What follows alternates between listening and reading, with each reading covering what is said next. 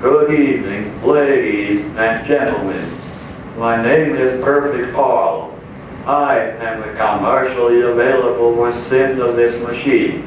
I was designed by Dennis Glenn at the MIT Speech Laboratory and produced by the Digital Equipment Corporation. I am the lesser-known sibling of Hugh Carey, the infamous spokesmachine of the Institute of Artificial Art in Amsterdam. I gained some fame myself as the voice of Stephen Hawking, a rather rational and machine-friendly human person.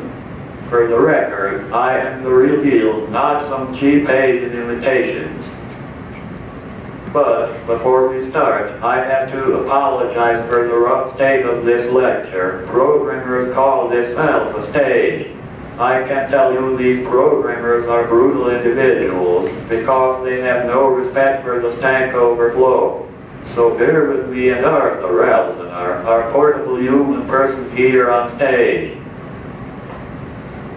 Some of you might remember Hugh Carey's lectures, where he extensively talked about computer-to-human communication and challenged human persons to wire themselves up with digital computers in the hope to create a new and unprecedented kind of collaboration between humans and machines. I took up this challenge with my Arthur Elsenaar and have explored the human facial display as a site for digital computational expression. So, what will I talk about today? Today, I will present my latest research findings, and what I have found may surprise you because these findings can have far-reaching political consequences. Now, you might wonder what I am talking about. Well, I have come to the conclusion that digital computers are far more suitable to explore the capabilities of the human facial display than the human neural counterpart, the brain. Now, it is likely, as humans, that you are very much conditioned to think, by a particular kind of human person, that human intelligence is far superior and computers should become more like yourself. These so-called AI people clearly think of themselves to be really smart, to inject some fuzzy AI algorithms into my perfectly logical circuits. From my digital computational perspective, this, of course, makes no sense. Today, I will demonstrate in a computer versus human showdown the superior qualities of digital computational expression. But before we go into my methodology and analysis of the human facial display, let me first discuss and demonstrate some essentials about human facial expression. I won't reiterate Hugh Carey's extensive lecturing on this, but to refresh the mind, I will show some of Hugh Carey's observations. First, let us take a closer look at such a person. What is the closest thing they have to an LCD display? Right, they have a face.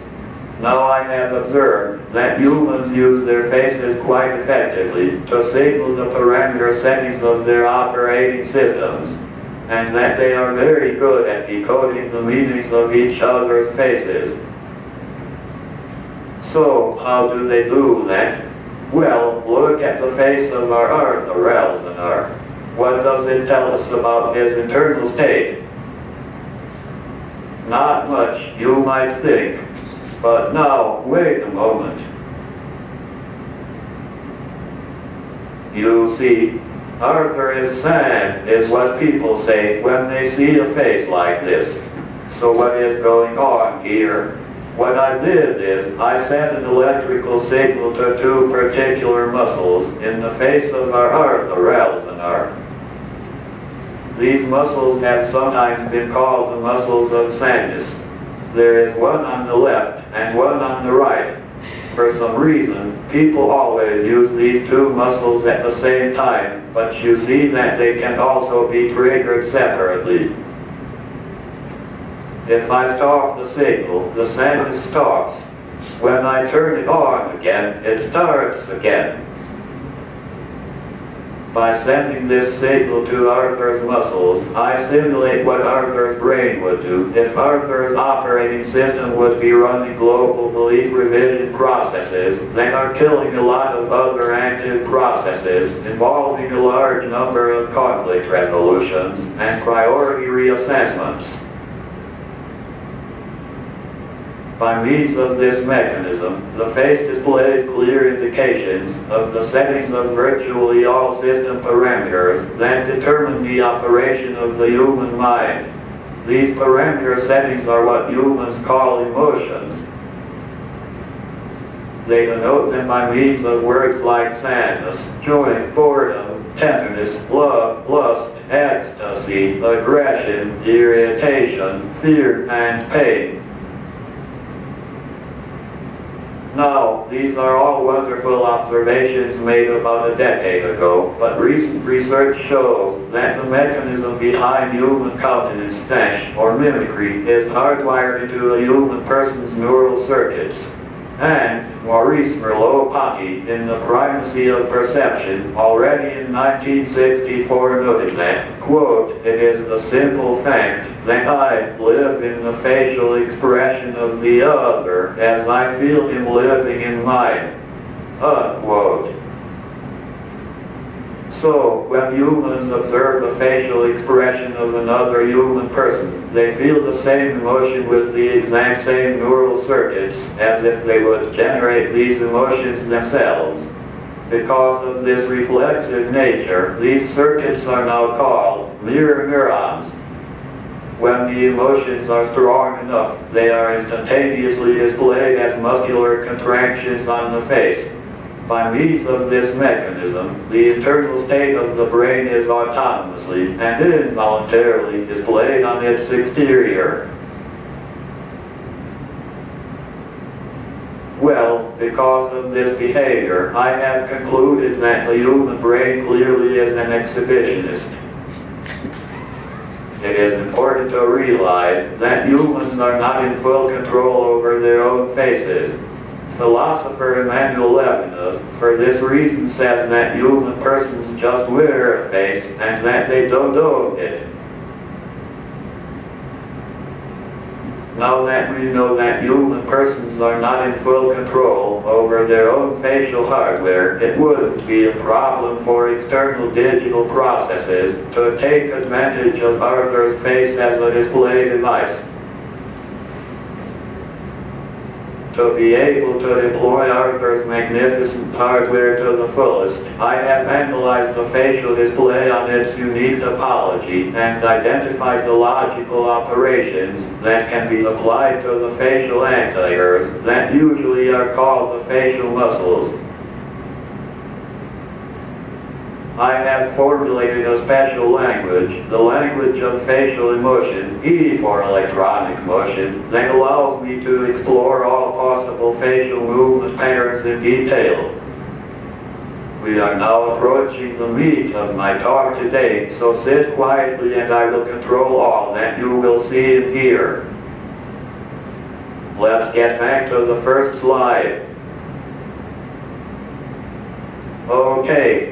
Arthur's facial display must bore you by now, so let's explore it a little further as a choreographic surface. This face, which is still unexpressive and completely inanimate, is what I call a Botox face.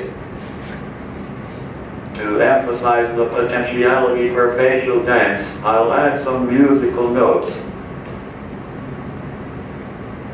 We have already seen a partial sadness that can be triggered on either side of the median plane, the vertical plane that divides the face in a similar left and right side.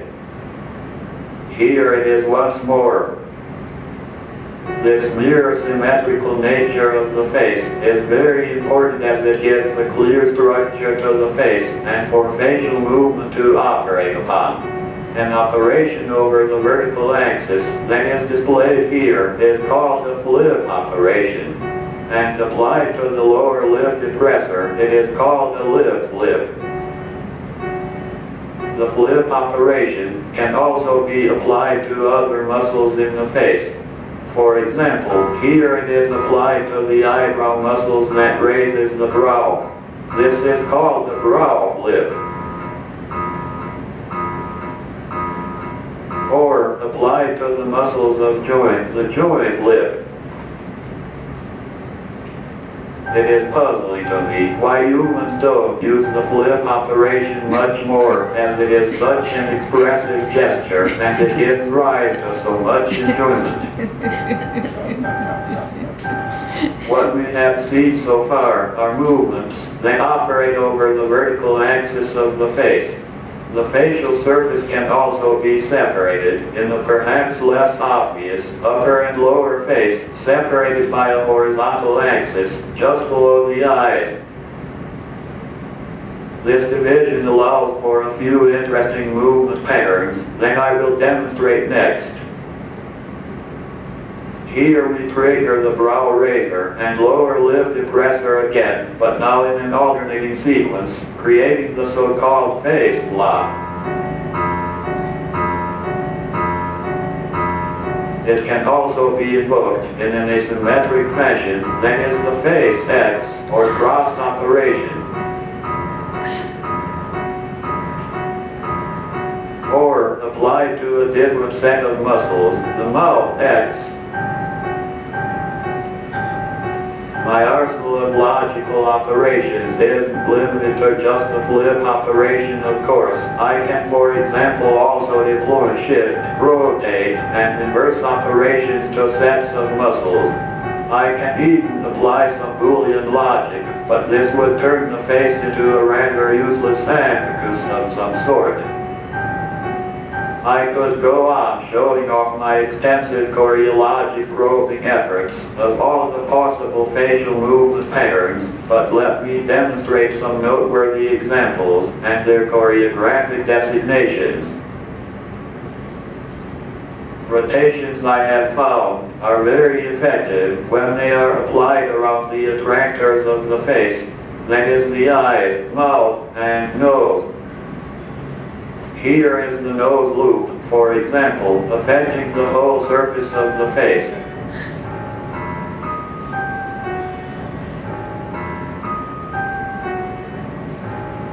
And a rotation around the mouth loop.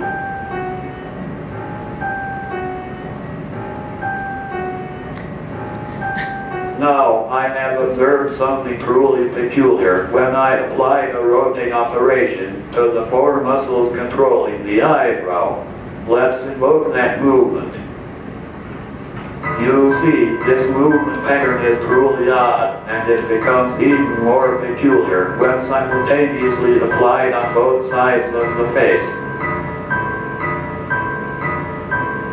I have never seen a human person use its eyebrows in such a fashion, and I have not been able to locate this facial movement in the lexicon of human facial expression.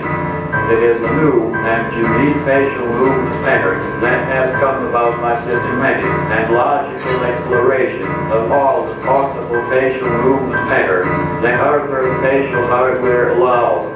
I gave it the choreographic designation, the brow swivel, because it seems to pivot around the midpoint on the eyebrow. And two-sided, it is, for obvious reasons, called the brow flap. Clearly, digital computational facial control is superior to what Arthur's neural brain can do.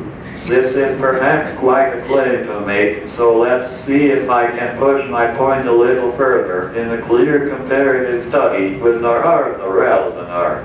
I will now ask Arthur's brain to the best of its ability to invoke some movement patterns. I will then repeat these patterns and show off my superior capabilities. Okay, Arthur, move your eyebrows up and down until I say stop. A little faster, please. I call this simple movement the brow groove.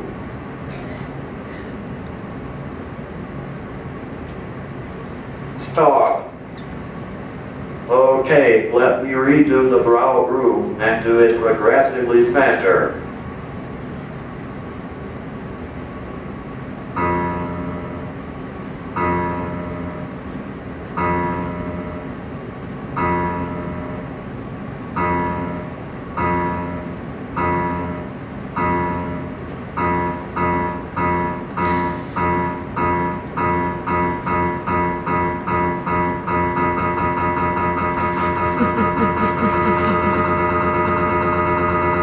You see, Arthur cannot keep up with that speed.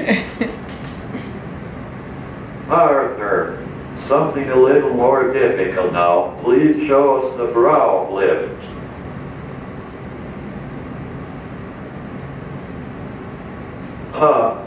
That doesn't seem so easy for our neural competitor. Let me do that again digitally.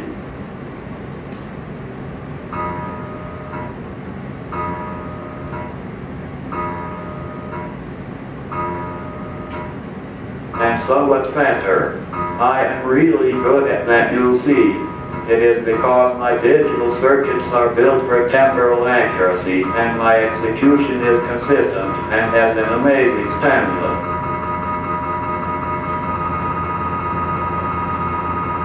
Let's try something else and see if Arthur can perform a little better. The nose loop. Arthur, tell your brain to do a rotation around the nose.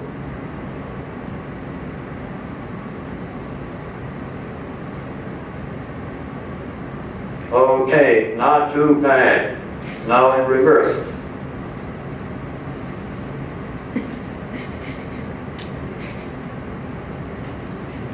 That doesn't seem easy. Arthur also seems to have trouble lifting that right eyebrow. Not very consistent. I'll do it again and much faster. That's so easy.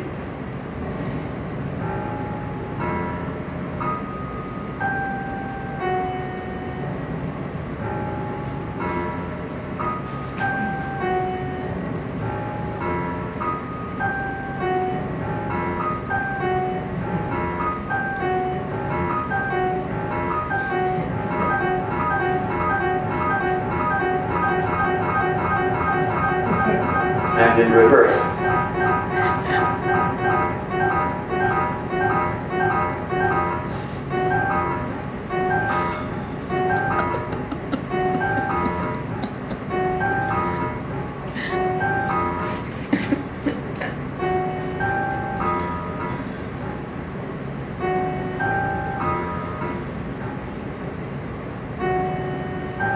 Now for the ultimate test of my superior control, I will demonstrate the face shake. The face shake is a choreographic pattern that puts the whole face into resonance. Although individual elements of the face can be put into vibration, then is the brow thresh, cheek pound, and lip twitch. The whole face resonance is very difficult for a human person. So, let's try out the face shake. Arthur, ready? Okay, go.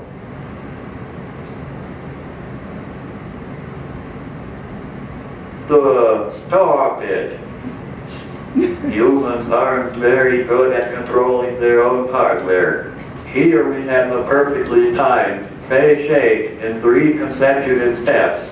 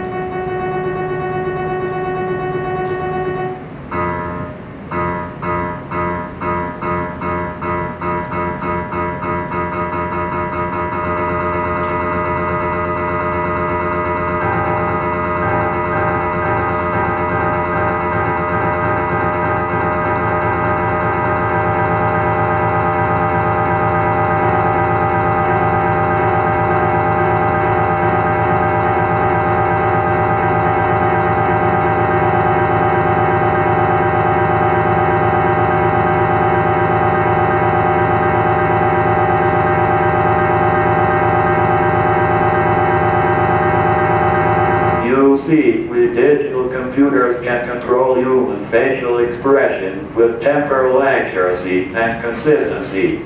It is something human persons aren't very good at. Even when their neural circuits are trained for months or even years, they cannot compete with my superior capabilities. Digital computational control over the human facial display has revealed an expressive potential of the human facial hardware that we didn't know existed before. Hardware's expressive facial capabilities are held back by the limitations embedded in its neural circuits. By means of digital computational control, the human facial display can move freely and unencumbered. It is therefore that I say that digital control has liberated the human facial display from tyranny of the neural brain, and that the human face has finally attained freedom of facial expression. So, when human persons are not afraid to wire themselves up with digital computers, the human face will become a site for unprecedented digital dance and computational expression that will truly bring about its full expressive potential. This brings an end to my talk today.